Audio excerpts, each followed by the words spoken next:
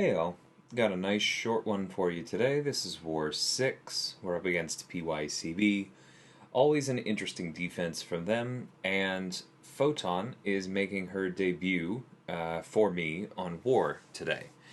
Got her up to rank 5 recently with some of the materials from incursions and such, and she is going to be quite good for this. She obviously is not going to get around the heal block. She's not going to benefit from the Purify on this node. But what she is going to do is ramp really nicely against Sasquatch. And once he gets down into that part of his health pool, where he can heal, every single time she hits him, she is going to hit him with that 80% Petrify, which when combined with the Despair Mastery is going to take his regen rate below 0, which is going to remove his regens. So even though she doesn't have 100% uptime on regen reversal, she just keeps his fully turned off, which means you don't really have to worry about it. Now, right there I messed up because I was actually trying to parry that special one because I knew it would stun me, and that would send me untouchable. And so I got a little bit too cute by half there at the end, but you also saw how little damage it did because of all the debuffs on him and Inequity putting in work. Very, very happy with that first fight. This next one is probably going to be a little bit slower because instead of stacking fatigues, this is going to stack weaknesses, and that's just a bigger impact for her kit. She doesn't really need to crit given her nice large furies. She also has very low crit damage, so when she does crit, it doesn't really matter.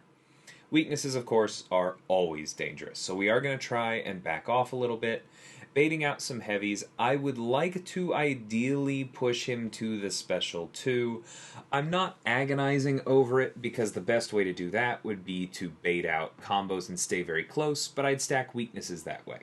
So, thankfully he played ball, but not losing any sleep over it. We do get into pure light form. We throw the special 2 here. He does not play along with the taunt, but we do still get an opening off of the untouchable, so I'll take it. Go ahead and throw this special 1 here, hoping for him to throw a special 2. There we go. That pauses our pure light form. We're going to go for a heavy counter here. Apocalypse doesn't have the most crit resistance, but he does have some, so removing it with the Sunder is going to let us close out the fight that much faster. And in just over a minute, there we go. She's doing great for a debut. I'm really, really happy with this. And then we move on to this Mangog. They were clearly trying to change things up. We've seen exactly this before. I've seen so many times alliances are like, well, Mangog's solved on node 54. But have you tried him on 23? Power starts dangerous, right? Except Reed actually finds things even easier here as long as you're comfortable playing around the route. So, I've done this before. This is basically just you are ramping as normal with Reed, and as soon as you get to your first special 2, the fight is almost over. Because at this point, we have basically fully turned off, very nearly, his passive power gain. We don't really care if we take him to 2 bars. He goes ahead and throws the special 1 after the heavy, which is a fairly common thing for the AI to do after getting knocked down. He does it again. But we're not worried if we do send him to 2 bars because he's going to go unblockable somewhere in it as part of Bubble Shield.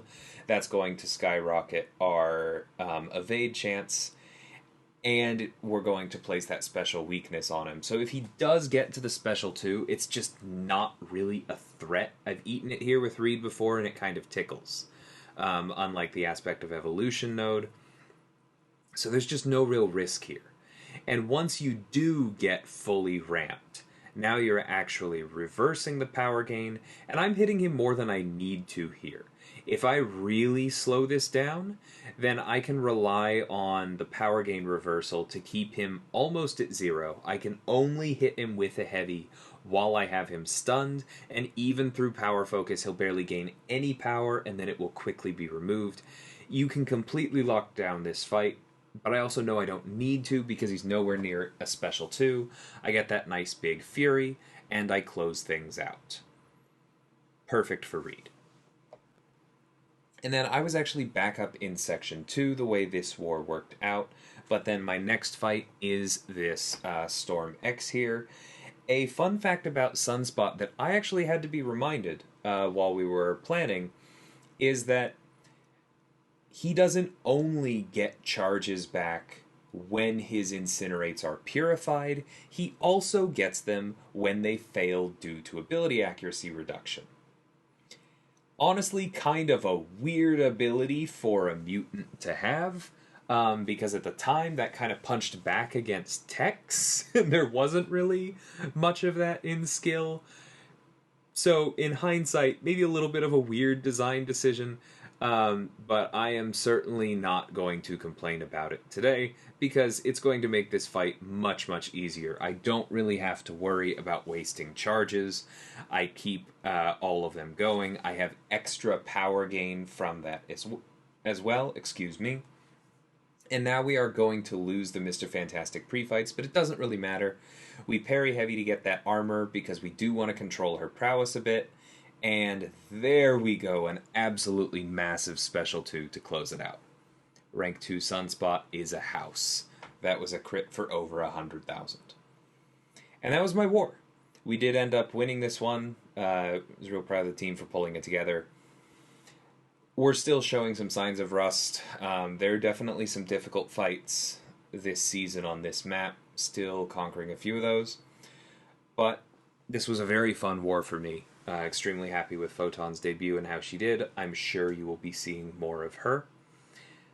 Hope you guys enjoyed this one, and until next time, thank you so much for watching, and take care.